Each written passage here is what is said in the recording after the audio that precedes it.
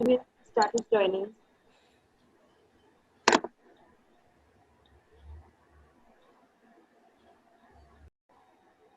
Okay, very good evening and welcome all to the webinar on RESPINAR 5. This is just 5 part of RESPINAR presented by the IAP Respiratory chapter, and it is digitally powered by Team Clearnet.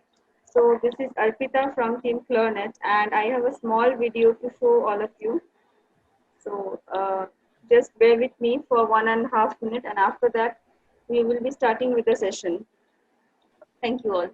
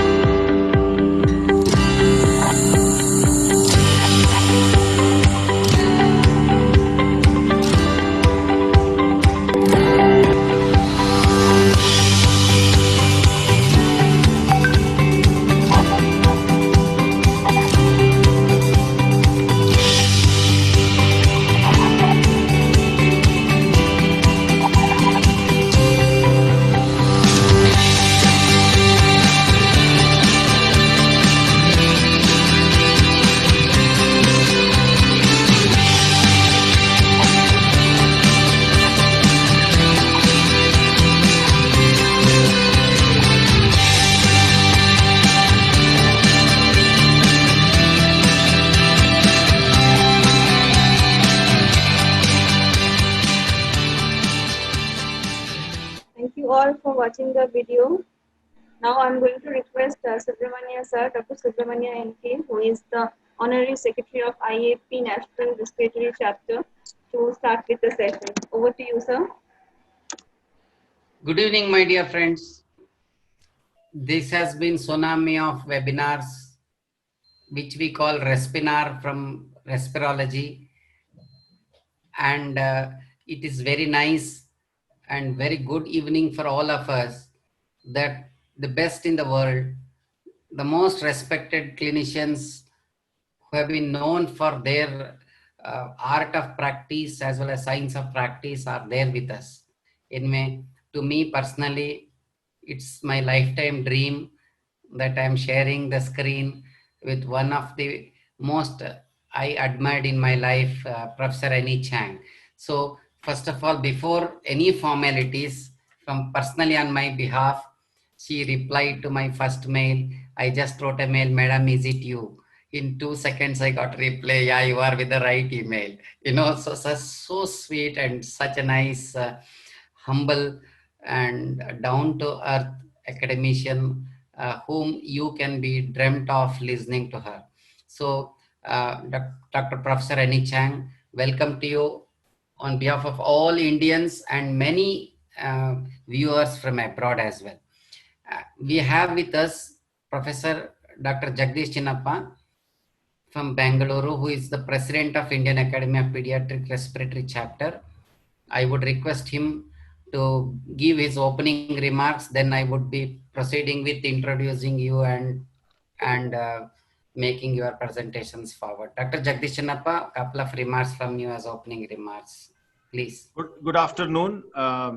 At the outset, I'm sorry my video is not coming on, so you'll have to bear up with it. But I think that today is going to be a landmark day in the respiratory chapter of pediatrics.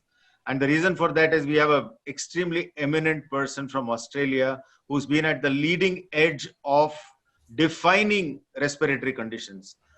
Many people research, but very few people define a respiratory condition. And that is Dr. Annie Chang is going to talk, has been the proponent of chronic cough and protracted bacterial bronchitis. And I think she has researched and published so much about this that I think we should all be eager to hear her experiences in these two conditions. I welcome you, Madam, to India and to our family of respiratory specialists and interested people in pulmonology. I congratulate Dr. Subramania for his efforts in communicating with you and getting you on this platform. I'm sure in the next 1 hour, we'll all have a fantastic program, and we will enjoy your insights into this condition of chronic cough. Thank you very much for being with us. Thank you, Dr. Jagdish. For the viewers, I don't think I should introduce Professor Annie Chang, but it's a formality on behalf of the Indian Academy of Pediatric Respiratory Chapter. So I'm introducing. Madam, ours is a branch of Indian Academy of Pediatrics, where we have pediatricians who are practicing general pediatrics, pediatric pulmonology, and we have very few of them, handful of them who are doing exclusive pediatric pulmonology practice. Large majority of them, I mean, for your information, more than around 80% of them pediatricians with special interest in pulmonology. Secondly, ours is a recognized organization with all those, with this mindset and interest. We are all evolving and joining the rest of the world with our own efforts. So, madam, this is the introduction of the chapter for you, and I'm introducing madam to all of you. Although it's a formality, majority of you know, but let me tell you, today it's a good time for our chapter that we can have luminaries in the world. We had Professor Bush. Today we have Dr. Annie Chang. She is Professor of Child Health, and she's head of the Child Health Division at Menzies School of Health and Research, Darwin. She's an adjunct professor at Queensland University of Technology, Brisbane, Australia. Professor Annie Chang is a senior staff specialist at Queensland Children's Hospital, Brisbane, and Child Health Division's leader at the Menzies. She's a clinician recognized for her research contributions to evidence-based management and clinical care in the areas of pediatric cough, asthma, bronchiectasis, and indigenous lung health. Her original works include world's first description of protracted bacterial bronchitis. My dear friends, you must have heard PBB.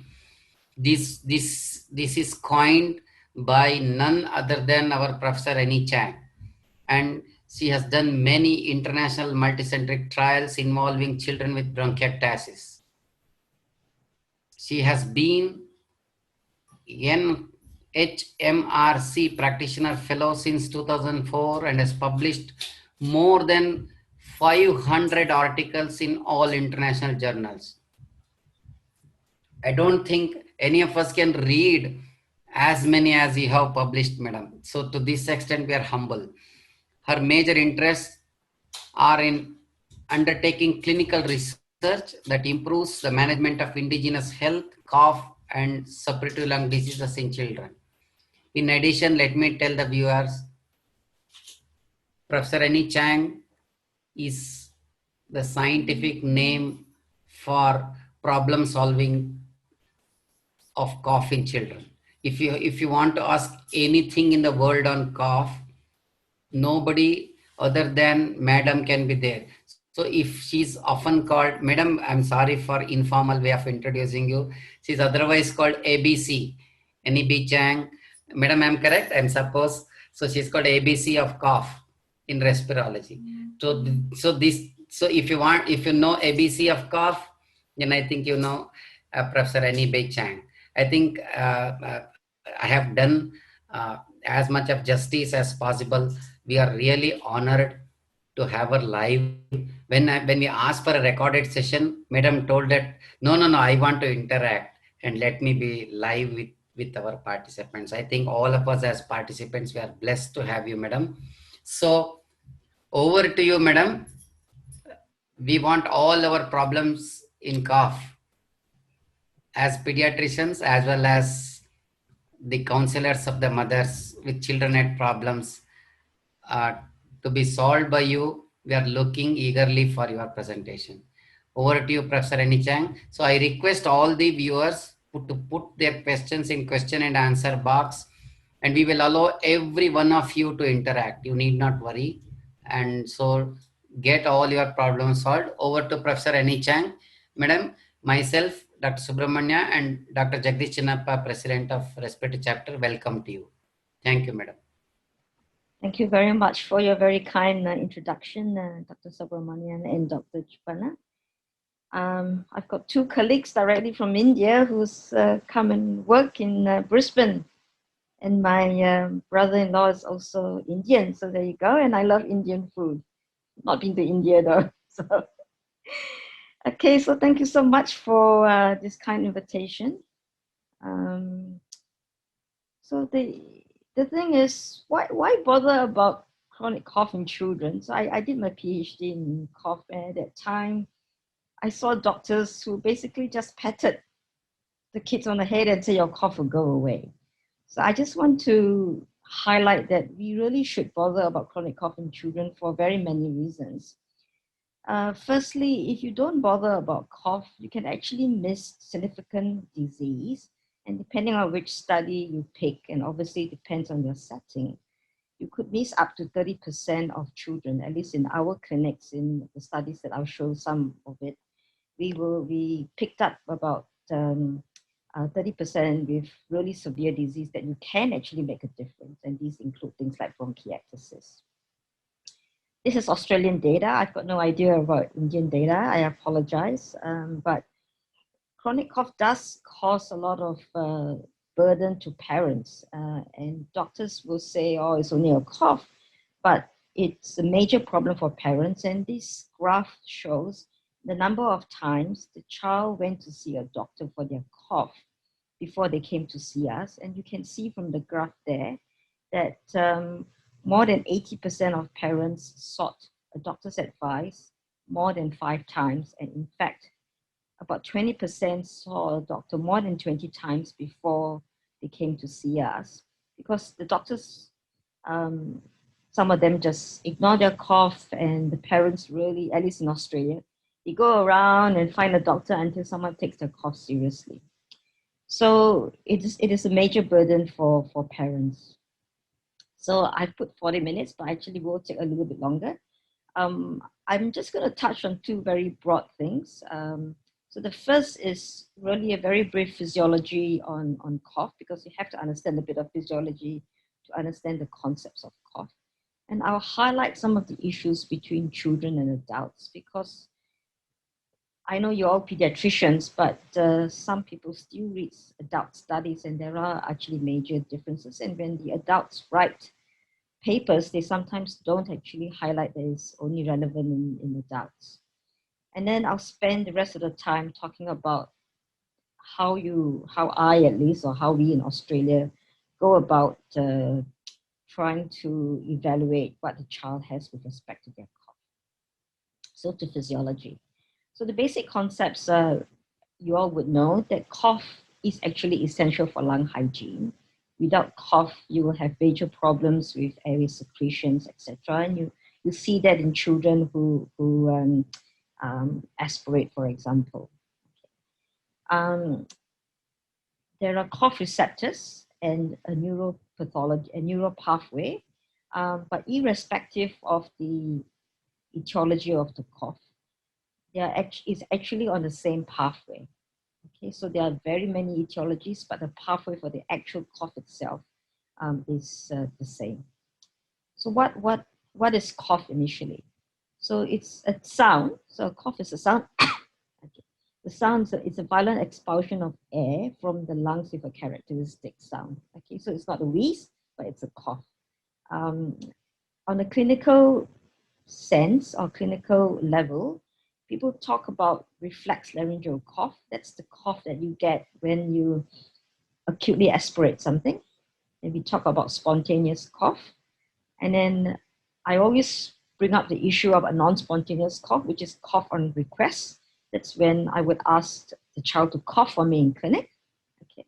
And then the adults talk about urge to cough as well. So it's not so relevant in young children, but it is definitely relevant in adolescent age group. On a physiological sense, there's laryngeal reflex, again, same as the aspiration, the acute laryngeal reflex. And there's tracheobronchial cough that's from the lower airways. And then people also talk about the phases of cough. So the inspiratory, expiratory phase of cough.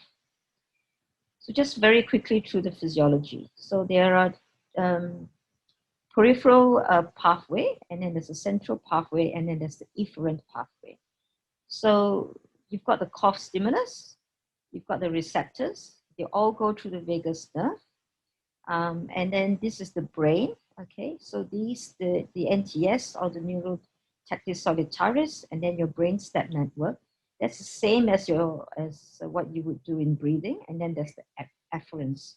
So if you look at this a little bit more closely, so I forgot to say that there's obviously a positive feedback, and there's probably also likely a negative feedback, but there's not a lot known about the negative feedback. So if you look at it a little bit more closely, I'm sorry, this is a cartoon diagram that I put together. You've obviously got your tracheal wall, you've got your globate cells sitting on the epithelium, and then these rapid adaptive receptors and nociceptors are cough receptors.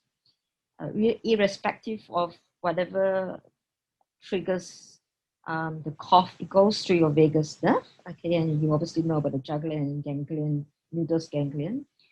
And then it feeds through, after the first pathway, it goes through the second generation and goes through your brainstem respiratory network. So this is the same as your breathing, your inspiration and expiration, because as you know, before you cough, there's inspiratory flow and then there's expiratory flow.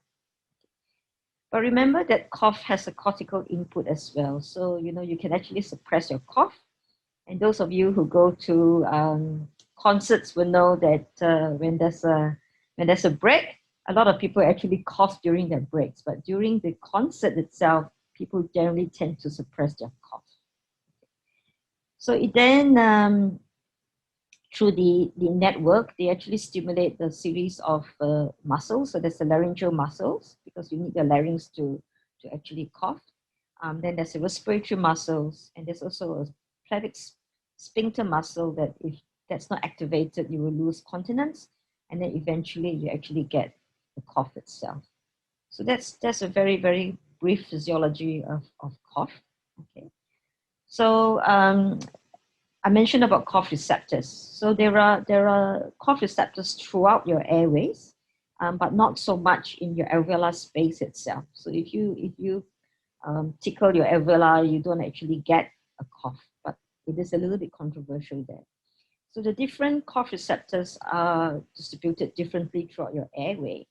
And you also have mechanical receptors and chemical receptors, which kind of makes sense because God made us in such a way that it works. Your chemical receptors are more sensitive lower down in your airways, because like when you've got secretions, that's where you want it. And your mechanical receptors are more sensitive in the upper airway where your larynx is, because that's when you want to prevent aspiration. So if you try and inspire something, then your mechanical receptors will be triggered. So I mentioned that it has to all go through the vagus nerve. So all these are supplied by the vagus nerve, but you also have vagus nerves in a few other parts of your body that can actually stimulate cough. So in the abdomen, you've got some vagus nerve receptors, in the esophagus, as well as in the ear. Okay, so you can actually stimulate cough, not in everybody, but in some people. Okay, so I've mentioned more mechanical receptors superiorly and more chemoreceptors further down. So quite a lot of work has been done, not by me, but by a whole lot of other people on cough receptors now. And there are actually different types of cough receptors. I wouldn't go through it, but there are different TRPs, what they call TRP receptors, and the different chemicals actually stimulate these receptors. So as I mentioned, everything has to go through the vagus nerve. So anything that affects the respiratory tract that's supplied by the vagus nerve can stimulate a cough. I didn't mention cardiac just now, but Arnold's reflex is that's stimulated by the ear, but not everybody has that. Only 20% of people have Arnold's reflex. And I also mentioned the cognitive issues, and that's also where you get psychological cough or tick cough. So I just want to highlight some key differences between adults and children. I mean, I think you're all pediatricians, so I don't really have to impress you that kids are different from adults. But when I first proposed that children should be managed different from adults, because the first guidelines said that children should be managed the same way as adults, and that was the American one published in 1998 when they actually said that. So I brought the issue, why should we manage children the same? Whereas we know that children with asthma get treated differently. We know that bronchiolitis is a condition in children, not so in adults. And we know that even diffuse lung disease or interstitial lung disease in children very different from adults. So surely cough, which is a common manifestation of anything in the lungs, should also be different. So we started out trying to show that children do have different etiology from adults. So this is a study published way back in 2006 by Julie Marchand, who did a PhD with me. And we put children through a series of investigations until we found out the etiology. And we were actually quite surprised, but we found that protracted bacterial bronchitis was the most common cause at 40%. Okay, and protracted bacterial bronchitis is not something that's recognized in adults, although there are some papers of late which have suggested that it does exist in adults as well. But this is one of the key things that is a pediatric diagnosis, not yet so well defined in adults. So I'll show you a video of PBB. You can see that there's some secretions there. There's already a little bit of airway malacia. But you see a whole lot of secretions in the lower airway as well. Okay. So this is a typical child with PBB. If you culture the secretions, they would grow bacteria, typically Strep pneumoniae, Moraxella, or Haemophilus influenza. Okay.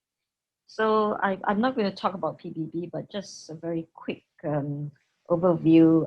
When we first diagnosed PBB, the original definition was chronic cough with that's wet, that resolved with 3 weeks, so 2 weeks of antibiotics. Obviously, we don't expect everybody to do a bronchoscopy because it's not really good for the children, nor it is for the health system. So we've actually now changed it to PBB clinical, where we've swapped bacteria for absence of other causes of chronic cough. Okay.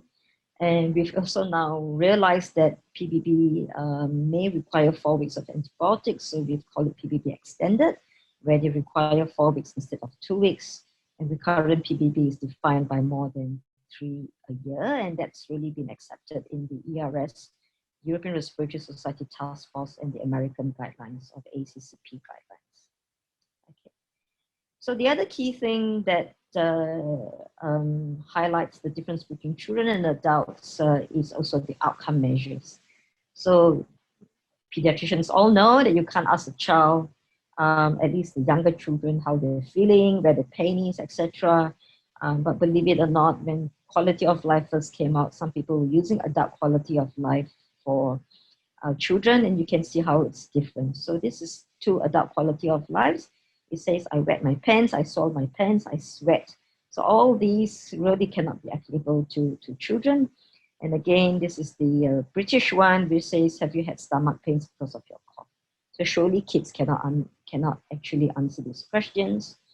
So we went to develop some pediatric quality of life, which is all published and validated. And I don't think there's an Indian version yet, but it is actually available in several other languages. So that's a very quick overview of physiology and highlighting a little bit about PBB, which is a diagnosis that's in children but not in adults. So the rest of the talk, I obviously cannot go through everything. So I'm really going to give you principles of approach. And I will talk about the assessment, followed by the principles of treatment. And I'll provide you with as much evidence as possible, like everything else in medicine. Not everything can be based on evidence. Some of it is based on expert opinion, but I'll tell you when that's relevant. Okay. So the key thing about the principles of this assessment is a systematic approach. So you literally have to take a systematic approach. So what does that involve? The first thing is you ask, are there red flags present? Okay, and these is when you see a child with cough. Sure, they may have chronic cough, but they could be acutely unwell, such as with tachypnea or dyspnea, foreign body, hypoxia, etc. They're all red flags. I'm very sure that all of you in India are much better at acute medicine than I am, because you see probably 10 times the number of patients that I would see in a day. And then you got to ask yourself, is the cough really abnormal? Because obviously some cough with a viral acute cough is actually kind of what we call expected cough. Okay. So the constructs that we use clinically are based on three things to try and define whether or not the cough is abnormal and whether or not we need to investigate a little bit more. So the three constructs that we use are: one, the duration of cough; two, the quality of cough; and three, when you look at a child, trying to decipher whether there's an underlying disease or what I call an underlying process. So I'll go through each of these 3 points in a little bit more detail. So why duration of cough? So these are pediatric criteria. These are not adult criteria. So we would divide acute cough less than 2 weeks, subacute cough 2 to 4 weeks, and chronic cough more than 4 weeks. These are kind of semi expert based, but there is some evidence for that. So in adults, chronic cough is defined as more than 8 weeks, but in pediatrics we use more than 4 weeks.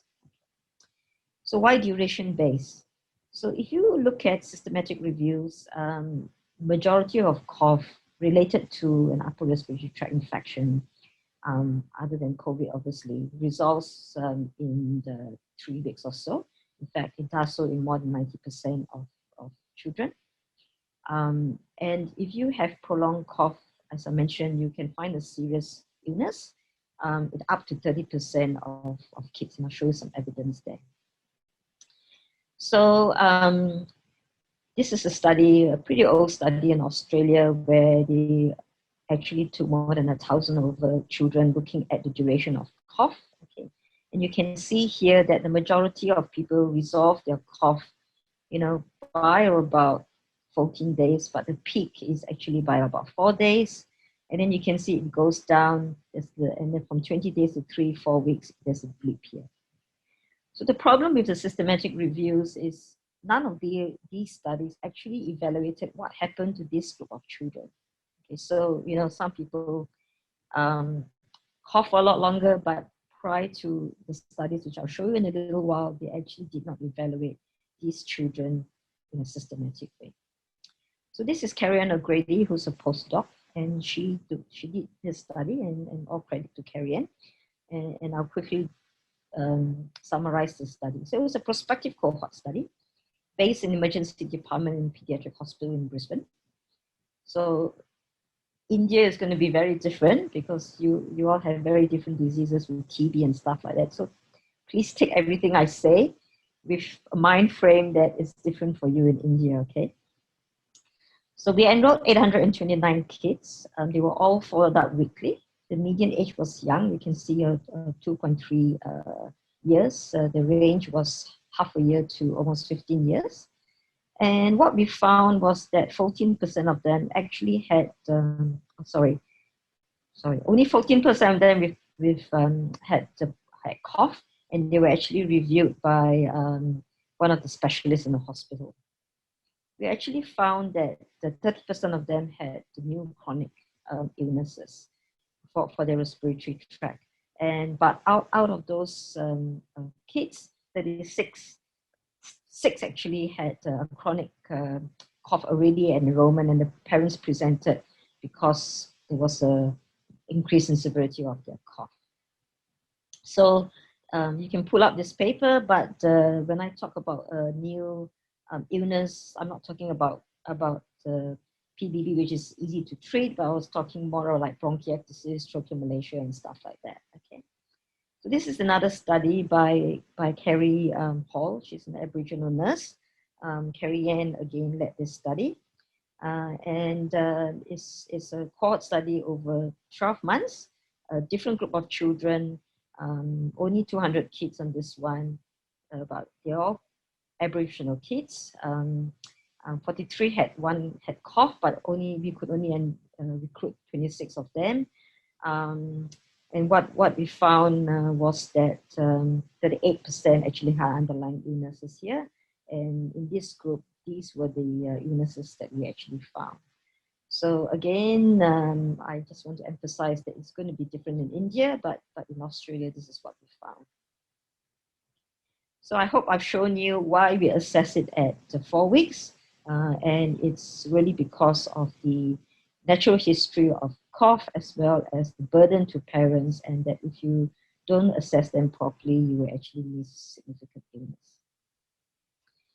So the rest of the talk really is to try and define the etiology, which also includes looking at exacerbation factors and the effect of the child and parent, which I'll come to in a little while, because these things will lead you to decide whether you need to investigate further or whether or not you just need to treat.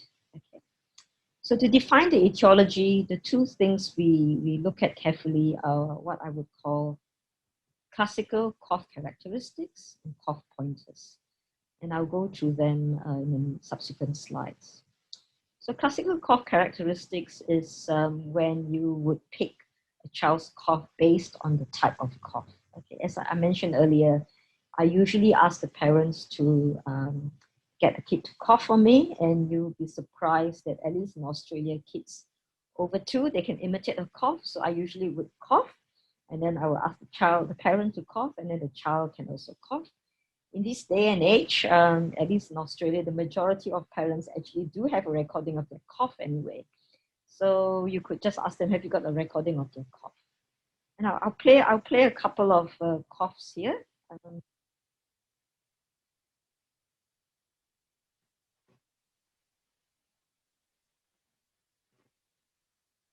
So that's a very classical wet cough from a kid, and then have to. So clearly that's a dry cough as well. So these are the classical characteristics, okay? So a croupy cough, psychogenic cough, pertussis cough, chlamydia cough, staccato cough, and cough that produce CAS, for example, okay? So I'll show you some of the coughs, which is like trichomoniasis. So those of you who do not do bronchoscopies, this is a normal trachea, okay? So you can see a nice D-shaped trachea. If we go down to this particular one, you can see that this child has got tracheomalacia. You can see how the airway or the trachea's got a decreased cross-sectional area, and the anterior wall is collapsed down a little bit. Okay. So have a listen to this cough.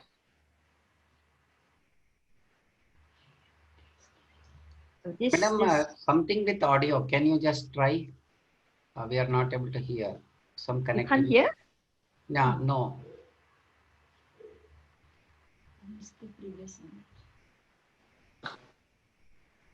You still can't hear? No. Arpita from ClearNet, can you do something? It's loud and clear from my end. No, maybe, madam. From the Zoom, I think some Zoom settings, you have to just see if the audio is enabled. Arpita, can you guide madam? Madam, only 1 second, please. I'm sorry for interrupting. Sure, no problems. I think in the Zoom settings, you must allow the audio also. You will be allowing the PPT, allowing the audio, something will be there. I'm not sure. Some settings has to be adjusted. Arpita, you are there?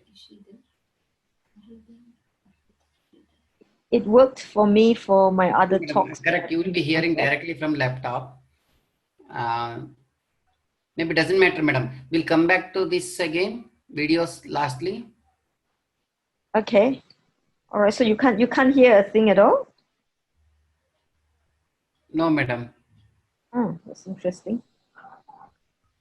Yeah, it's coming, but can you increase the volume there? Some I could hear very small.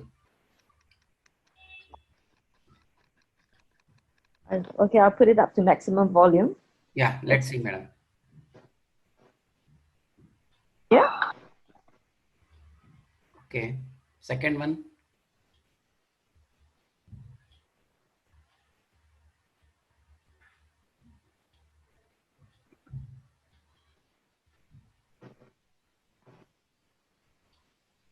No, madam, not. It's not there, but I'm not sure because I played it before and it worked doesn't in the matter, other. madam. I think we'll do one thing. We'll come back to this audios at the end, madam. Anyway, you have it throughout your presentations audio. Once we'll see how we can. Oh, okay. You Okay. can come out of the PPT and do you have separate audios, madam? You can play that. Oh, yeah. Okay, I can do that. Then you have to exit from the PPT. You have to go back to the original file of that audio video and then share it from the screen. Anyway, let's not complicate it, madam. Right now you go ahead. If you can mimic them, but we are able to see very well. Oh, okay. Well, yeah. I mean, it'll be a pity if you can't hear it because what I played was a trichomoniasis cough, which basically sounds very much like a croup cough. But the key thing is that if you actually ask a child to cough and you hear that even though it was the same child coughing, not every cough sounded trichomoniasis like because it depends on which lung volume you cough from. So if you actually take a deep breath and cough, whereas you actually cough from what we call your FRC or your functional residual capacity, you actually do get a different sound. So you just got to be a bit careful when you ask the kids to cough for you. Sometimes you've got to get them to actually breathe in, take a deep breath, and then cough because you hear a different sound. Okay, I can send you the cough sounds down the track. Okay, madam. So, when you go and ask people to actually use this sort of concepts, you got to actually show that it actually is a valid thing. So before we actually decided that these are important things when we evaluate a child with cough, we actually did this study. So it's 15 years ago now. Some of you probably were not even in medicine or still in school. So we asked the question whether wet cough is actually a valid thing, and the validity depends on two things. One is when the parents say it's a wet cough, is it really wet? And two is when the cough is wet, do you actually see secretions in the airway? So what we did here was we took 106 children, we enrolled them just before their bronchoscopy. They were pretty young kids. Okay, we asked the parents to score their cough. We then asked the blinded clinician, so a clinician who did not know what the parents were scoring their cough about, what the cough was. We recorded the cough digitally, and we asked the clinician, another doctor, one of my colleagues, to actually also assess the cough. So when we look at the parents' assessment of their cough quality versus the clinician's cough quality, we had very good agreement. So this Kappa score, the K, is a level of agreement between the parents and the doctor, and the value was 0.75. So in clinical medicine, the Kappa value of 0.4 and above is considered okay, and anything above 0.6 is considered very good. And if you look at the Kappa value for W's, for example, is all below 0.3. So this Kappa score is indeed very good when you look at parents compared to clinicians. And then when you looked at clinician versus clinician, so these are two senior clinicians. It was Dr. Masters and I, and thank goodness we had a better Kappa score, not perfect, as you can see, but better than clinician versus the parent. So we know that, at least in Australia, parents can score their wet cough accurately. Then we looked at the quality of life, the quality of the cough versus what we find on bronchoscopy. So this is a scoring system we use for the bronchoscopy.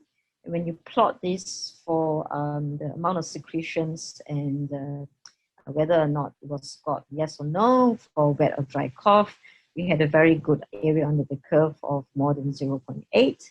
And again, in clinical medicine, anything above 0.7 is considered good enough for clinical use. So we know that it's actually a valid tool when you ask about cough. We did the same for Brazil cough, which is the cough for tracheomalacia. The values were not so good. I didn't actually show you these results, but it was also good enough, but not as good as red cough. Okay. So the third component that I mentioned with respect to the construct for clinical use is to decide whether or not there is an underlying lung disease. So when the child comes to you, you assess the kid, you got to look at certain things to make you decide whether or not there is an underlying disease. And this is what I call cough pointers. Okay. So by doing this, you would then classify the children to what we would call normal or expected cough. So this is a cough you would see when you get a call that goes away quickly. And then there's a whole thing what I call specific cough, which is cough where you've got abnormal cough pointers. And then there's a bigger group called non-specific cough, which is children with chronic cough where it's always a dry cough and they do not have cough pointers. So there's overlap between these two groups because sometimes they move between this and this, but there is no overlap between specific cough and expected cough. So you got to review the children because sometimes they move from here to here or from here to here. Okay. So what are the cough pointers? So I'm not going to go through every single thing, and this is really kind of pretty straightforward stuff. So, but it really just requires a systematic approach. You look for cardiac abnormalities, you know, the stuff you do on a day-to-day basis with whether or not they've got the underlying disease. Okay, so there's systematic things and there's specific pulmonary things like chest pain and all the other bits and pieces as well. So you literally have to go through every single symptom and look at the systemic thing as well. Okay. So the other two things that we add is the chest X-ray and a lung function test. And again, in Australia, it's easy for us to do. It's harder for you in India, but I think you guys should do your own study where you may change things because you know, it depends on your prevalence of diseases and stuff like that. So is there evidence that using these cough pointers actually work? And the answer is yes. So if you look at what we do statistically, we've got what you call a positive likelihood ratio and a negative likelihood ratio. So positive likelihood ratios is if a symptom is present, is it likely to be very informative? And the negative is the opposite. And in clinical medicine, depending on which paper you read, people normally take a value of greater than 10 as being very good. Okay, so if it's less than 10, it's probably not so good. More than 10, it's very good. But so for wet cough, we had a positive likelihood ratio of 20. And then with all the others, you know, all the other symptoms and signs, we actually had infinity. And if you put any of this together, you also have infinity, which really just shows that the list that I went through before, it's reliable and it's a good cough pointer. And if you look at the opposite, which is a negative thing, so if it's negative, it doesn't mean that it's not present. So absence of red cough does not mean that it's not important, okay? But absence of every single cough pointer means that it's very likely that an underlying lung disease is not present. Okay, so that's why you got the negative likelihood ratio of 0. Okay, so that's why you would go through the history of cough pointers to evaluate whether or not the child has a likelihood of having an abnormal underlying condition. Okay, so I've gone through quite a lot, so I'm just going to summarize at this point. So the clinically defined constructs that we use is based on duration. So that's acute, subacute, and chronic. Based on the quality of cough, I'm sorry, the audios didn't work, but you get classical types of cough characteristics. And the third construct is to determine whether or not there's a likely underlying disease, and that's based on the absence and presence of cough pointers. So you evaluate the child systematically for this, all led by history and examination. And as I mentioned, chest X-ray and spirometry is part of the systematic review for a child in chronic cough in resource-rich countries. So having done all that, in Australia, we actually spend a lot of time with the parents. So I actually spend about an hour with every new patient that I see. I would also ask about exacerbation factors, so exposure to tobacco smoke, to pollution, etc. And then you would also ask about the effect on the child and on the parent as well. Believe it or not, at least in Australia, when the kids are coughing, sometimes they get bullied in school. Sometimes they put on their cough because they don't want to go to school. Sometimes they get the teachers tell them, please keep quiet. And so if you actually talk to them about the effect, parents then feel that someone's actually listening to them. And it actually, helps them. This is especially if you're going to talk to them about a child with habit cough or psychogenic cough. If you don't go through these steps, it's very hard for them to accept that you've actually listened to them. So as part of our assessment in a new child, in a new referral with chronic cough, we go through this systematically. Okay. So having done all that, you then got to decide whether or not further investigation is needed, and whether or not further management is required. So not every single child that has a chronic cough require treatment. So that's the non-specific cough component, where all you have to do is watch and wait. Okay, so if they got dry cough, they have no cough pointers, you could tell the parents that it's highly unlikely that there's an underlying lung disease and the cough will go away in its time. And certainly in our study, which I'll show you in a little while, we found that as well. So you've done all that. In the management component, you would there are common issues for everything, which is telling the parents about smoke, etc. And then with specific cough, the management really depends on the etiology. Okay, so you got to define etiology, and then you would manage them based on the etiology. And for non-specific cough, I just can't go through everything, but some of like asthma sometimes I've got presents as non-specific cough, but there is then a role of a therapy of some sort, and that brings me to the principles of treatment for a child with cough. So the key thing is that it should be based on etiology, but if there's non-specific cough, sometimes there is a role for trying some other therapies, which I will show you in a little while. So this brings up to our scenario. Mom says, Doc, Tim coughs all the time. Can you give him something for it? You've decided that the child actually has non-specific cough. So what do you do? So you decide to try an asthma therapy, which is the most common thing that people try. Then you would ask the question, how long should you try it for? And why do you decide how long you should try it for? So I'll go through these principles. So when you assess response to therapy, there are a few things to consider. Firstly, you have to consider what we call the period or placebo effect.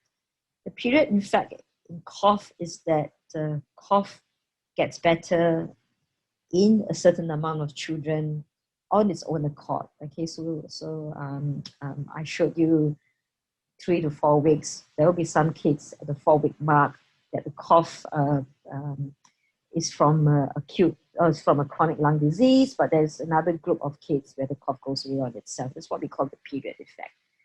And then the placebo effect is the fact that you've given the child something for it.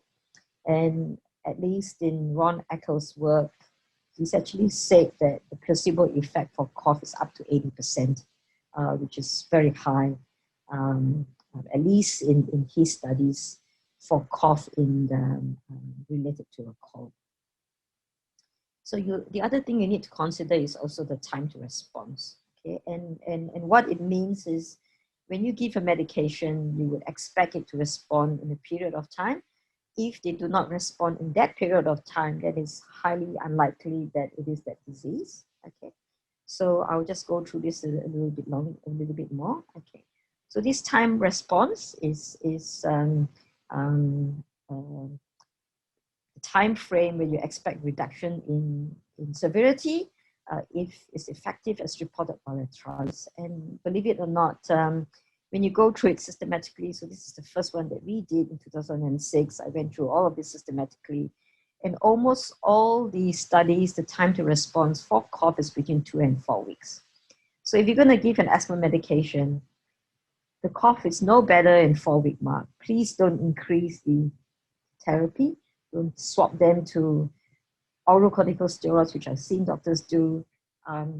Just know that the cough is not related to whatever you've tried. Same for reflux. If you think it's reflux, which is very rare, but if you're going to give reflux therapy and it's no different in that time frame, please say that it's not that condition and look for something else. Okay. So when you look at studies, you got to remember that people talk about an effect, but they don't often report about what they consider an effect. I've seen studies when the effect is like 1 point out of 10 points, and that's not really an effect. And they also don't talk about the time frame. So the earlier studies on reflux, for example, they gave the medication, they said that the person got better in 100 days. Now that is nonsensical, right?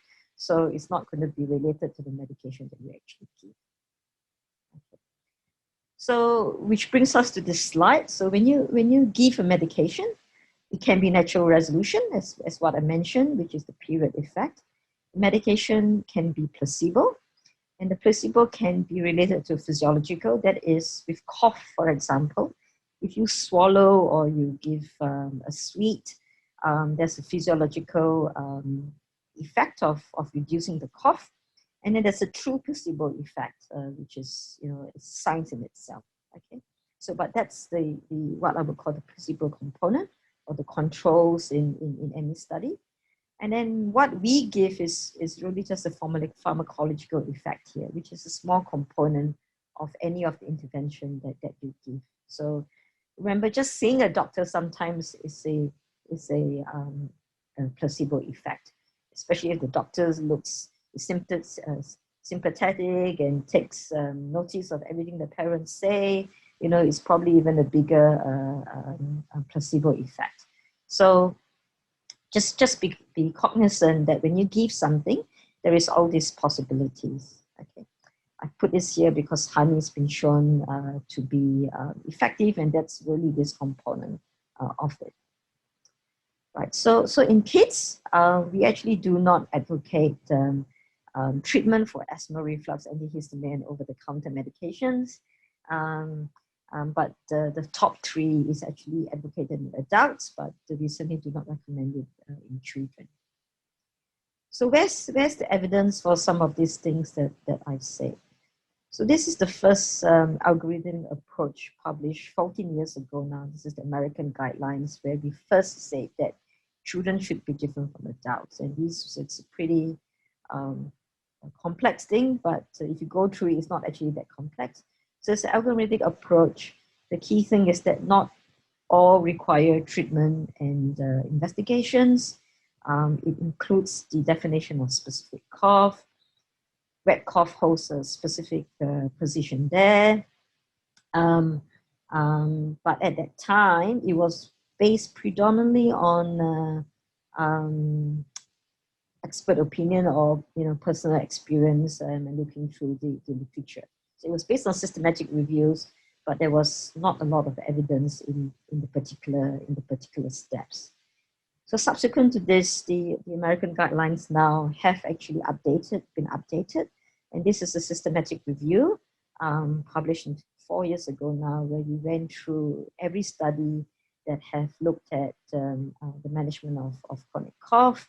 And basically, there are 11 observational studies, only one randomized controlled trial. Different algorithms were used, but they all shared commonalities. And the most common algorithm that were used in these studies were the American one, the American College of Chest Physicians algorithm. So which brings us to the single randomized controlled trial that I mentioned in the time of this systematic review, which I apologize for keep showing my studies, but I'm sorry there are not very many other studies out there. So in this particular study, we asked the question, is management of chronic cough in children, according to an evidence-based management pathway, effective, feasible, and reliable? So it's published in 2013 now. So we took children aged less than 18. We excluded those who had respiratory disease. It was a pragmatic study. So they were actually randomized to early use of the algorithm or late use of the algorithm, because on a ethical value, we could not really not use the algorithm, because that's what we do clinically. So the algorithm was a standardized approach, and our primary outcome was the proportion of children who were cough-free at the 6-week mark, so before they used the algorithm, and the quality of life at 6-week mark. Okay. So as you can see here, early use versus late use, and this is kind of what we do until the end point. So just very quickly going through the results. So these is the baseline. And there we can see that the groups were very evenly matched. And this is the results in the cough, in the early use group in yellow.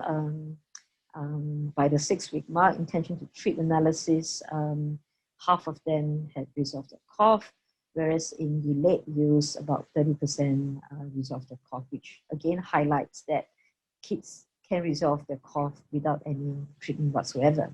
Highlighting the time period effect. But if you use the algorithm, there's a substantial improvement. Same for quality of life, as well as you can see here, is a big difference between the group. So it basically shows that systematic evaluation actually do work. Okay.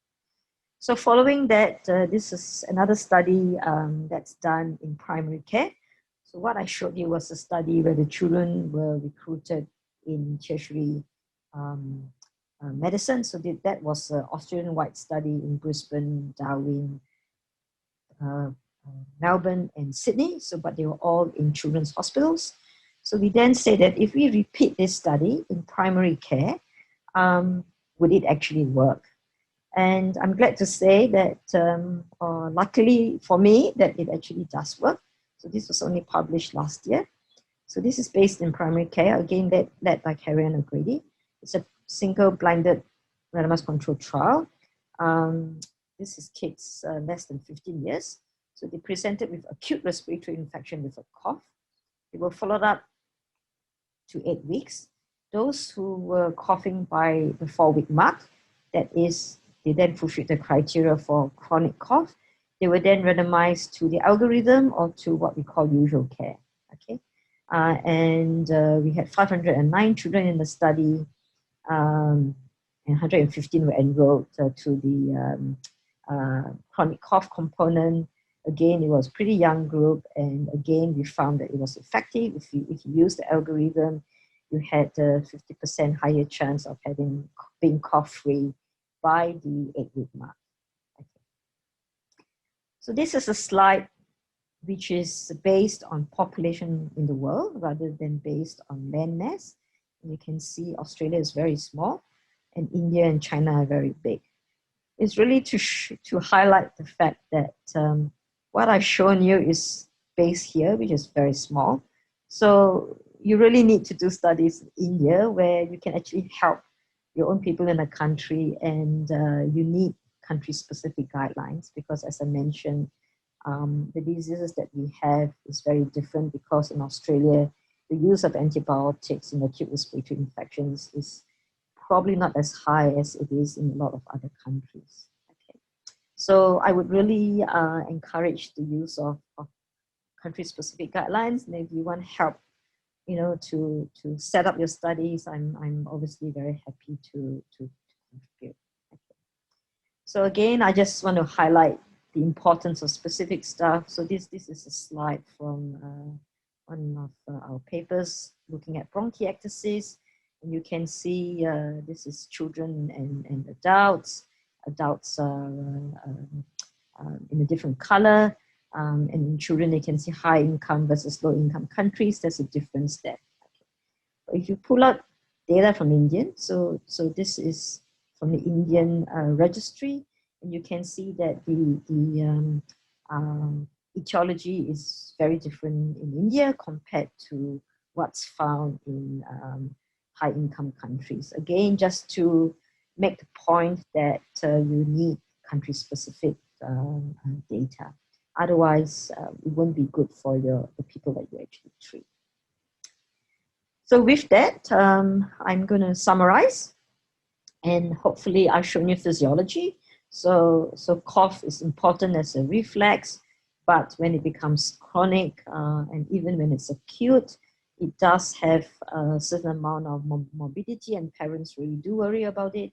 But all cough do come from vagus nerve, so anything that's not actually innervated by the vagus nerve really cannot produce a cough, which, I say that because people say that if you tickle the throat, you can cause a cough, but, if it causes a cough every time we drink, we will be coughing, and God wouldn't be so stupid as to make us that way, right? So the whole concept of nasal drip cannot really cause a cough unless it actually goes into your larynx, okay? Because your pharynx and your nasal pathway is not actually innervated by the vagus nerve. So to actually effectively manage children with cough, you do have to take a systematic approach. And these are some of the kids that we've diagnosed with cough. And this is, for example, a child with bronchiectasis. When we brought this kid, had a foreign body in there that's been present for 12 years, who was managed by someone else for asthma, that the cough was still present and the child was managed for asthma, which brings me to the fact that if the child does not respond to whatever treatment you give, it is not that particular diagnosis. So in addition to a clinical systematic approach, in Australia, we do a chest x-ray and spirometry, and I've shown you the evidence that it is necessary, at least in Australia. And the other investigations really depends on specific cough symptoms and the signs that you find.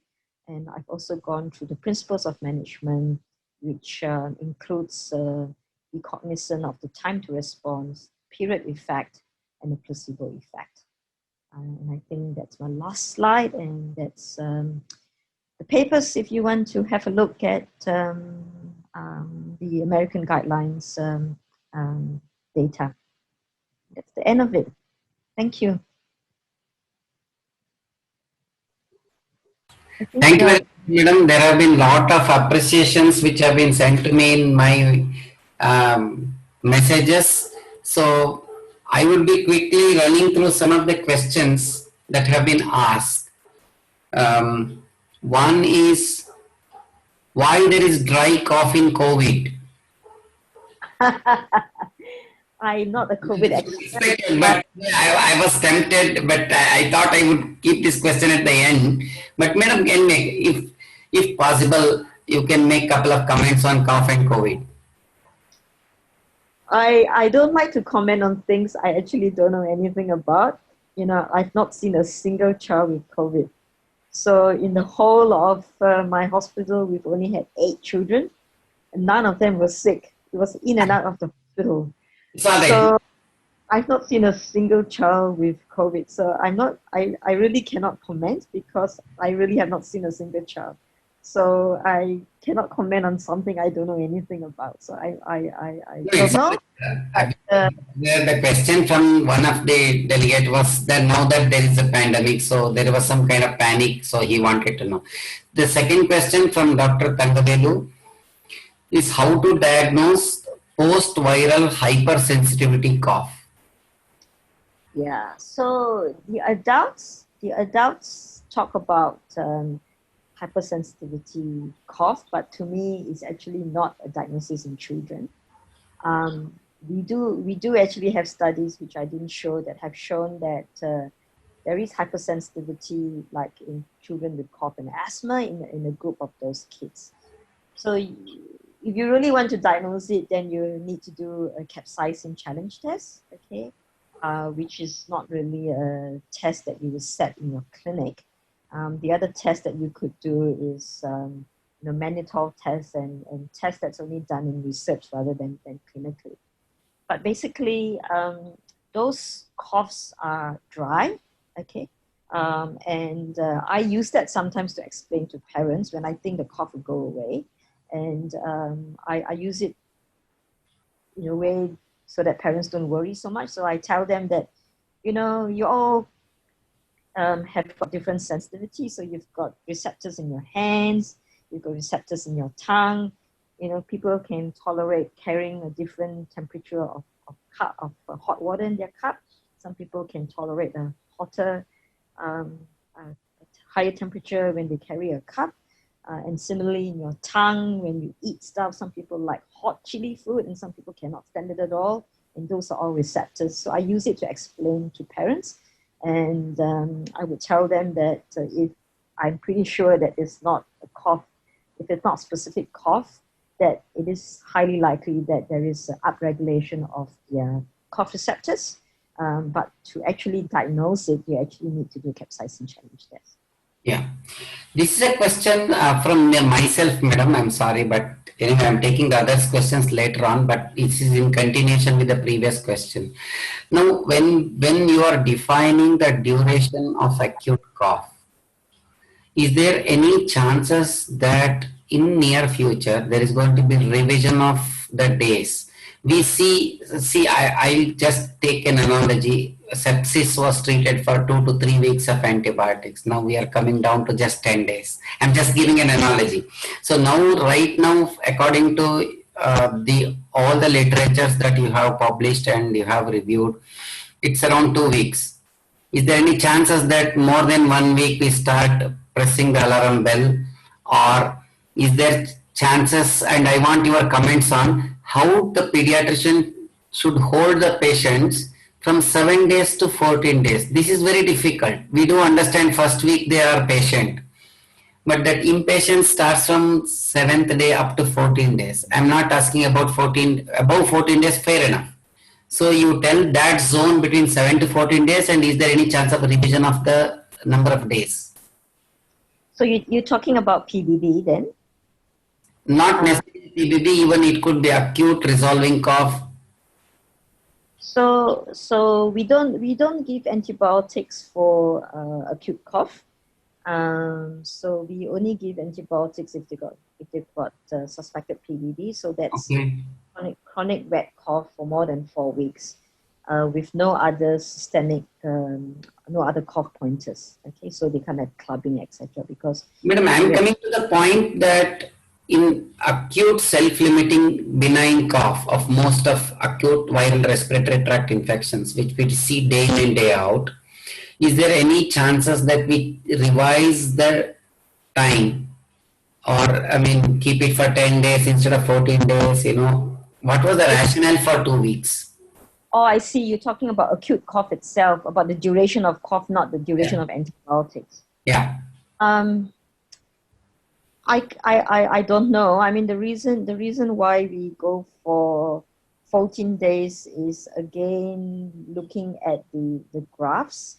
But unless you actually do a study which can then give a rationale why you would change it, then people won't change it. So I say 4 weeks for chronic cough, and now most of the world have moved to that. The UK people, the English still say 8 weeks for cough, and they are the only group in the world that says 8 weeks. With acute cough, I think most people agree that it's actually 2 weeks. Okay, let me probe further and get the best out of you, madam.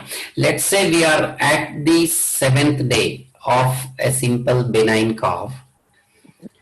Do you want the cough to be completely resolved by 2 weeks to assure, or can you also go by the trends in the first 7 days? I mean, I think I'm making my question very specific. See, let's say there is a trend but not duration. Trend versus the time frame. Yeah, so I think that's a really good question. So, you know, you would ask the question, why do some people cough, take a longer time to resolve their cough from acute respiratory infections versus those who don't? So, trying to delineate exactly what to call acute cough, as you kind of alluded to, depends on what you're going to do with that definition. So, because we don't actually use antibiotics or use any other treatment in that particular etiology of cough, you know, viral infections, you know, you'll just go away. Well, most of them will just go away. I actually don't see any benefit, to be honest, but I can't be 100% in or didactic in that, because obviously every country is a little bit different. So we definitely don't use antibiotics in acute cough.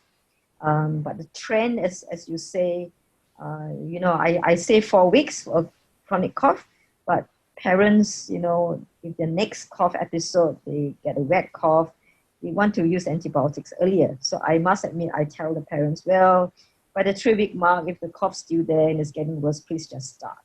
So you're absolutely correct about the trend. It's not just the duration, but it's also the trend. Yeah. In terms of definition based on duration, I think we still need a line about where the duration is, but you're absolutely correct. Trend is also very important. Okay, that takes me to the next question. There is one question from Dr. Kishore Baindor. I'm going to reframe the question for you in 2 parts.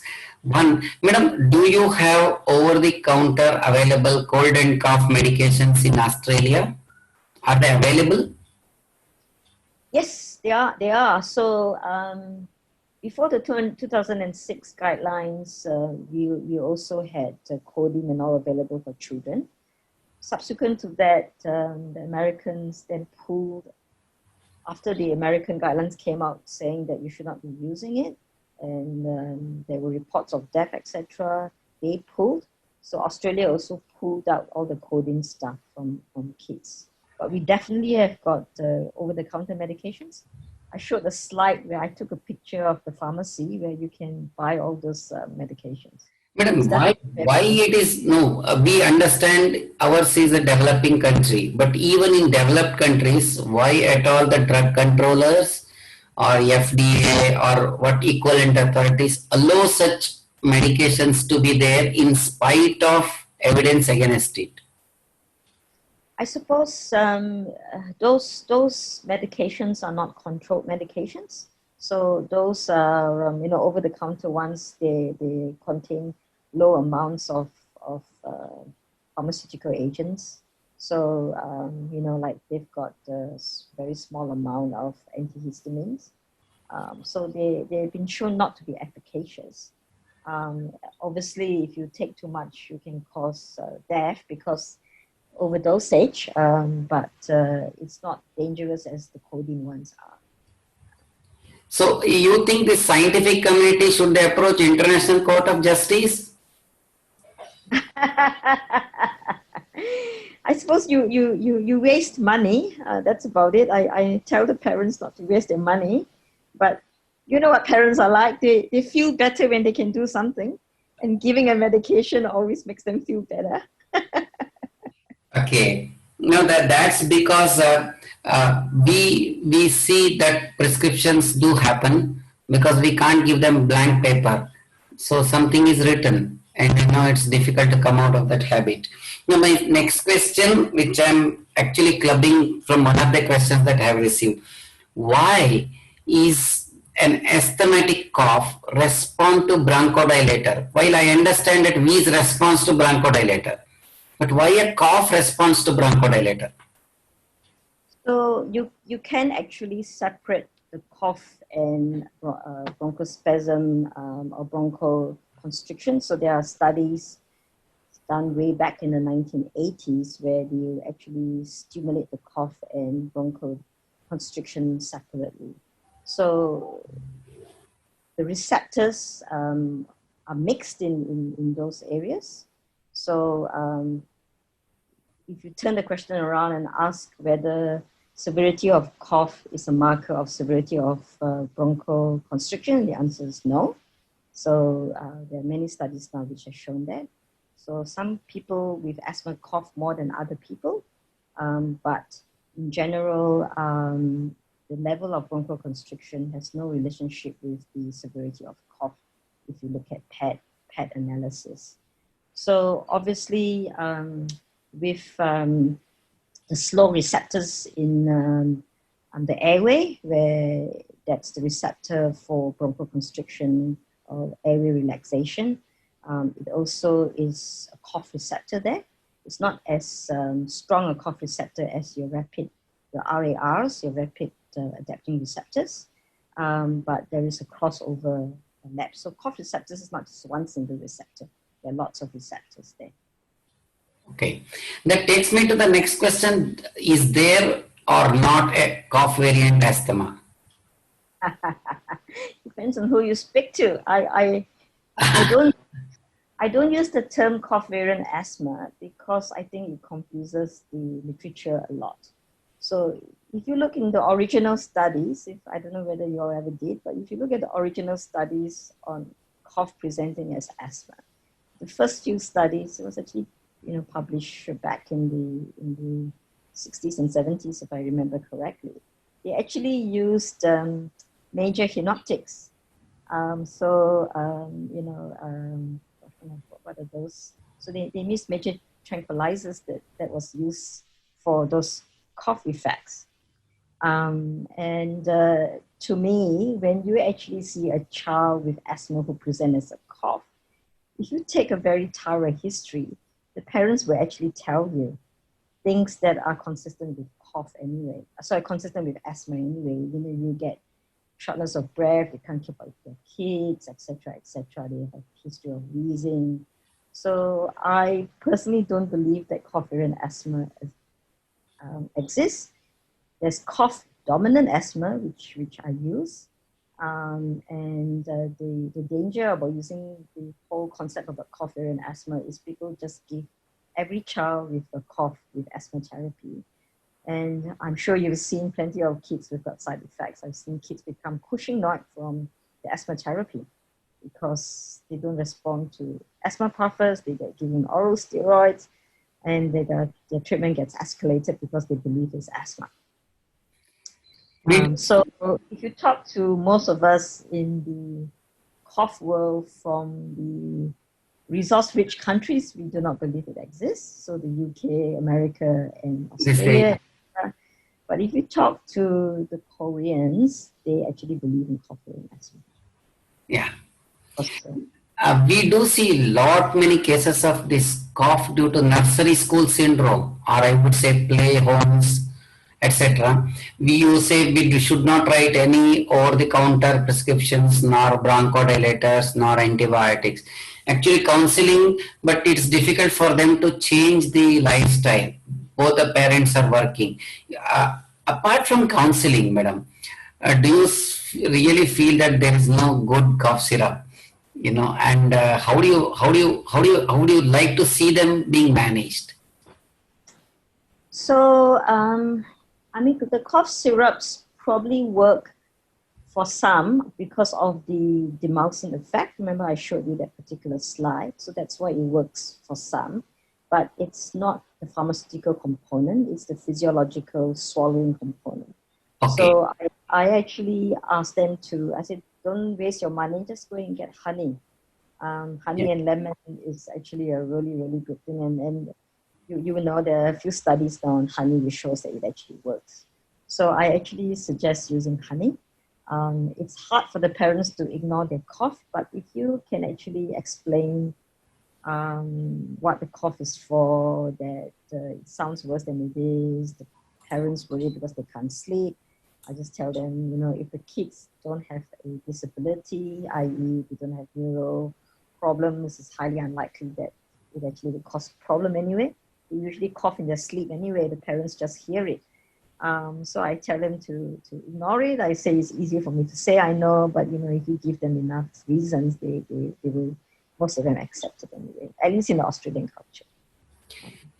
I just wanted one thing that I never understood. This psychogenic cough. We do understand a lot of psychogenic problems are there, but why that psychogenic component makes the child or an adolescent cough? From where? So psychogenic cough, there's a spectrum. There's a tick cough. So, a bit like eye blinking and, using your hair, twirling your hair or biting your nails or whatever. It's based in your brain somewhere that kids cough.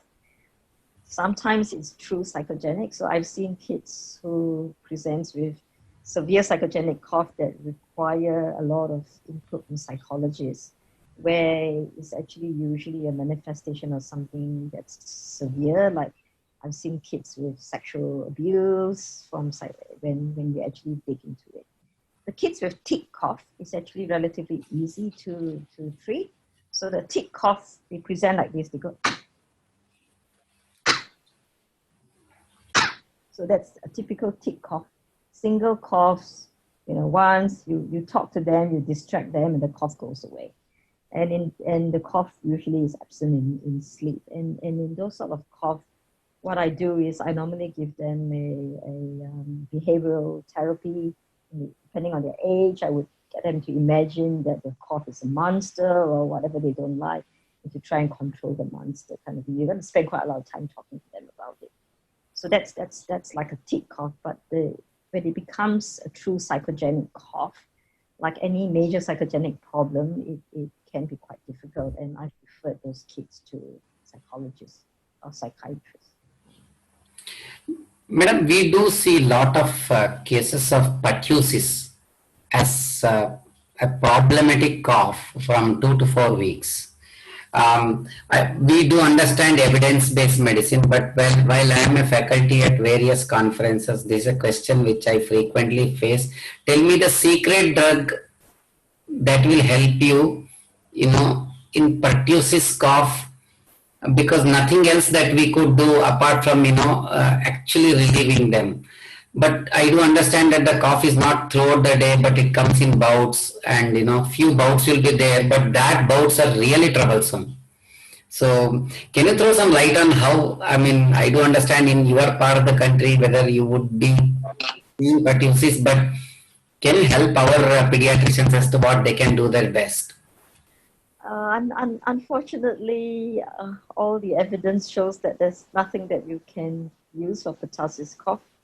As you know better than I do, because you would have seen a lot more kids with pertussis than I would have. No, we are seeing more, but we are doing nothing. So therefore, I'm asking, can something be done? No, not really. The only kids that I've helped with pertussis cough is when the cough becomes wet. So if they've got a wet cough, because as you know, most of the cough with pertussis is a dry cough. But when the cough becomes wet, then I would use antibiotics, and I would treat them like PBB. Yeah. If there are any participants who would like to raise their hands and ask questions to Madam, please raise your hand. I will allow you to ask the question directly to Madam. If there is anybody, please, any questions that you have got. Yeah. Dr. Srinivas Jakka, you can come in. Introduce yourself to Madam so that she will know to whom she is responding. So, can you hear me, sir? Yeah, I can hear you. Good evening, madam. I am Dr. Srinivas Jakka. I'm a pediatric pulmonologist from Hyderabad. Typically, an asthmatic cough is said to be a dry cough. And, if it is a wet cough, the pretty people say you can rule out asthma. But I'm doing a study on the wheezing children, and quite a lot of parents mention a wet cough in asthmatics. And I myself am asthmatic, and I have a wet cough as well. So what is your opinion on the nature of cough in asthma? Yeah, so that's a good question. So when you talk about chronic cough, usually in chronic cough in asthma, it's a dry cough. But as you know, most most asthma exacerbations in children is actually related to a viral infection. So when you have a concurrent viral infection, the cough at that time can obviously be wet as well. But because sure, you can get some mucus secretions, and I think adult asthma is different from pediatric asthma. So the kids that we see with asthma, at least with the chronic asthmas, they're all dry cough. But I certainly would see kids with wet cough as well, but that's usually in an acute situation. The key thing with asthma and wet cough is that if it's chronic and you treat just the asthma alone, the cough won't go away. And likewise, if you just give them the antibiotics, you end up with a dry cough, and the asthma symptoms are still present. I haven't written it up because this is clinical practice kind of a thing where when you just treat one, it doesn't go away. You got to treat both concurrently. Madam, just in continuation of Dr. Srinivas Jakka's question, if you get wet cough in an asthmatic, will you use macrolides? That's a good question. I tend not to use macrolides as first therapy. And the reason is if you're going to treat wet coughs, at least not just in our studies, but studies that have been published, the other countries predominantly retrospective, ours are all prospective. 3 organisms are Haemophilus, Strep pneumoniae, and Haemophilus. And macrolides treat only a proportion of those illnesses. So in the use of macrolides for asthma, as you know, there are no pediatric studies, but there are adult studies which shows that it probably does work. At least there's a couple of randomized controlled trials now, but the effect size is pretty small. So people argue about whether they should be used or not. So there's macrolides for the asthma itself, and then there's macrolides for the actual suppuration in the airways. And I think in both circumstances at this point in time, the benefits of using macrolides is not quite there yet, at least in children. Okay, let me take a situation, just to twist the question and say there is a difficult to treat asthma, and before you would step up the steroids and other alternative diagnoses are ruled out. Will you consider giving a course of macrolide? I'm just again re-asking you the question in that context. So I certainly have done that in some of my difficult to treat asthmatics. I think you all know that the key thing in children is most difficult to treat asthmatics relates to their poor adherence, as opposed to difficult or severe asthma, or lack of appropriate inhaler techniques and stuff like that. So I would always go through all the different steps first before I would use macrolide. So I definitely have done them in some kids, but it's certainly not a common approach that I would use. My last question related to Dr. Srinivas only. Is he moving from asthma to COPD the moment he starts getting wet cough? COPD, I believe that there's an adult component of COPD, which probably would have been PBB earlier on. There's no evidence in what I'm saying, but there are papers in adults that suggest that's actually present. And we know that at least in some of the published studies, and even in primary care, that a proportion of adults with COPD actually have bronchiectasis. So the wet cough there is probably related to the bronchiectasis as well. Yeah, madam, because you mentioned about PBB, there has been a haunting question for long. Is that PBB, protracted bacterial bronchitis, becomes PBB in second week onwards, or it starts as PBB from day one? I think I'm just asking, is it destined to become PBB and we pass through a phase of acute cough and then wait and watch, and then in second or third week we would go for definitions? I think you got my question, madam. I think we won't call it PBB until they actually have a chronic cough for more than 4 weeks. That's the thing. So there's clear definitions of PBB only because we don't really want to overuse antibiotics. I think we as a a group of doctors around the world, we have to be pretty careful about the overuse of antibiotics. So I certainly don't want to overuse antibiotics, but at the same time, we also don't want to undertreat these kids, because we know that if they get left untreated, it can lead to bronchiectasis.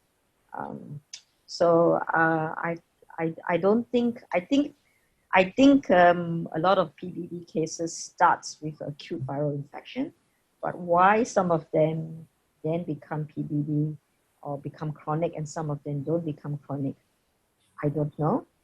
We do have some studies showing that their macrophages don't work so well, they've got a different pathway, but they're all kind of laboratory-based studies which hasn't translated to clinical care at this point. Madam, is PBB a clinical presentation or a disease? So PBB is a diagnostic entity, so it is a condition. So it's more like a clinical syndrome rather than Disease. Yeah. symptoms. So, but there is definitions. So that's clear. You have to fulfill certain criteria. Okay. Dr. Murthy, can you unmute yourself and ask your question? Dr. Murthy, you raised your hands. Okay. If there is anybody else who wants to ask any question, you are most welcome. Okay, madam, I am doing a small exercise for you to see. Can you see the chat box, madam? Yep, I can. So, Dr. Prakash Vaidya has asked, what is the association between mycoplasma and asthma flare-ups? That depends on macrolides and asthma. So that depends on the your setting. So mycoplasma seems to be very common in China, Japan, Korea. We've done studies where we've done an MPA in 300 over kids with asthma, acute asthma, and I think we found mycoplasma in probably 1 or 2 kids. So it's really rare in Australia, but it really depends on your sampling frame. So that's that question. What stage is antibodies? You want me to go to the questions or? Now the next question from Dr. Gauri Shankar, who was the past secretary of respiratory chapter, madam. He was me a couple of years back. So he's asking this question: why developed countries have more severe asthma than developing countries? Ooh, I don't know whether it's a misclassification or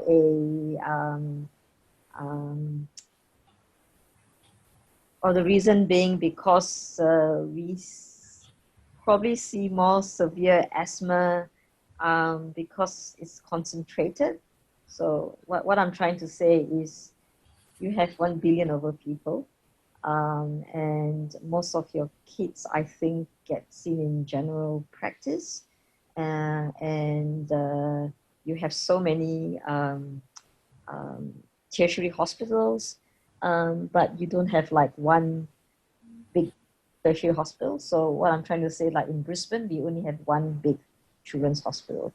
So all the severe cases come to us. Whereas because you all have got so many, you all divided it up, the likelihood of you all seeing a concentrated group is probably smaller, but I may be entirely wrong. I'm just trying to think about those reasons. We do know that asthma is more common in resource-rich countries, so but that's a multifactorial reason, because it comes down to the question is what causes asthma, and you all would know about the hygiene hypotheses, the exposure to animals hypotheses, and all that stuff. So there's so many other reasons as well, but I think it's going to be a combination of factors. Is there something in the honey, or is it the sugar water? Is it the swallowing? Is it the Chinese herbal tea? Is it simple water? I mean, what is that makes them relieve? So there are a few things. So swallowing itself, when people cough, they sometimes take a drink of water and then it makes the cough go away. You would have seen people do that. The sweetness also reduces the cough. Okay. And then the viscosity also, because when you swallow, it's a little bit slower when you have viscous solutions. And then it promotes salivation as well. So when you have something sweet, it produces salivation. So there are a few components.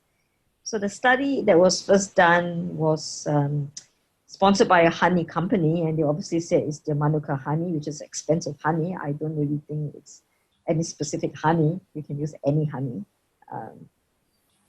So it's not the antibacterial components in the honey, it's the actual physiological effects of swallowing, the salivation, the demulcent, and the sweetness. So some more question on physiology from me, madam. In first 6 months of life, generally we don't see them coughing much, even though they do have infections. Is it the immaturity of the system, or is it that there is something in the breast milk as much as a honey? Is it breast milk, or is it immaturity of the system? I can't answer the breast milk question, and I think that's a very interesting comment. Firstly, there's no doubt that there is maturation of the system, right? So when they've done studies on putting catheters down in premature kids and more mature kids, you can stimulate the cough receptors quite differently. So there's definitely a maturation. Because the receptors need to be mature, your cough reflex needs to be mature. There's a whole lot of maturation process. Secondly, babies suck a lot. So the sucking itself, as we talked about before, certainly reduces the cough as well. But you certainly see neonates that cough, but you're absolutely correct. You go to a neonatal ICU, they have pneumonia and they have no cough. You wouldn't see that in the pediatric ward. So I've also used that to try and convince my adult colleagues that children are different from adults, because you find it hard to believe, but some adults, physicians do think that the kids are all the same, but you and I know that they're not. Yeah. Madam, it may be getting late for you. I have only 2 questions. I don't know what's the time in Brisbane now. It must be 11 or 11:30. I don't know whether it's sleeping time for you. But still, it tempts me to 2 questions, madam. I'll take it up. One is, does COPD occur in children? Sorry, I didn't quite catch the... Does chronic obstructive pulmonary disease, COPD, does it occur in children at all? Oh, okay. Well, no, because COPD is a specific diagnosis now with lung function abnormality, etc., etc. If you just look at lung function itself, then sure, some of the kids with bronchitis obliterans have got COPD-like illness, but we don't call them COPD. So we've tried to stick away from the adult definition of COPD. Okay. Dr. Jagdish Chinnappa wants to have kept his question at the end because he's the president and he would give his final remarks. And Dr. Jagdish Chinnappa, you can ask your question, and then I think we can, in a couple of minutes, we can try to close the session. Madam, that was a fantastic overview of cough in children. One question I had was, currently there's a lot of talk about the respiratory microbiome and how it affects the progress of disease in children. So could you just comment whether you're doing any research on the microbiome and its role in PBB and other respiratory disorders? So yes, we have done several studies on the microbiome with respect to PBB and bronchiectasis. So basically, in the studies that we've done, we've shown that you can find different clusters in children with PBB. So like asthmatics is such a heterogeneous disease. So we do have different clusters of microbiome. We found that the lower airway microbiome in PBB, 65% of it can be explained by upper and lower respiratory microbiota. So not just the nasal, but the oral as well. So people think that the oral stuff is not actually important, but it is. So if you just take the nasal stuff, it doesn't reflect. It's only a very small component. You got to take the 2, but even the 2 combined is not the same as the lower airway. It accounts for about 65%. We haven't done stools in PPB, but I think, you know, as you raised, Debbie Bogart's the one that's been doing a lot of microbiome in the earlier infancy, and how it actually affects lung disease and asthma and all that down the track as well. So nowadays there's actually transcriptomics, and it's the omics world is a big world. I'm not in that space because I'm not a scientist in that sense, but certainly it is going to be a bigger and bigger thing. Thank you. Thank you, madam. We wanted to just inform you, being such a wonderful academician of our times, that we are releasing a COF module for the benefit of all the pediatricians in our country.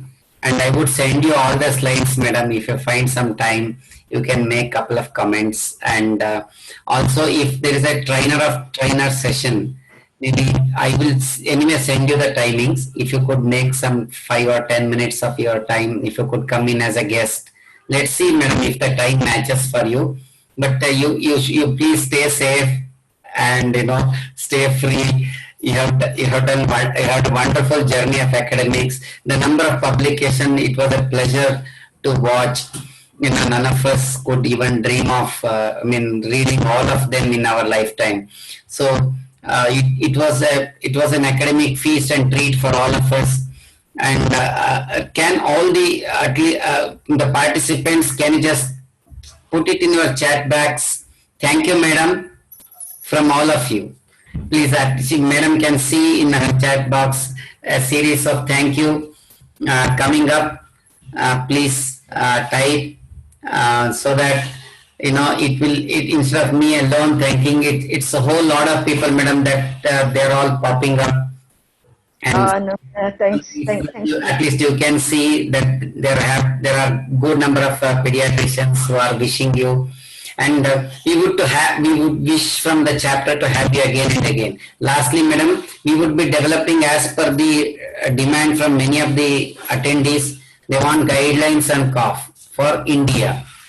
So we would be developing from the chapter, and we would just want some kind of validation or, you know, inputs from you as well. I mean, to critically review once and then, you know, send it back to us so that we will have some information for all our viewers.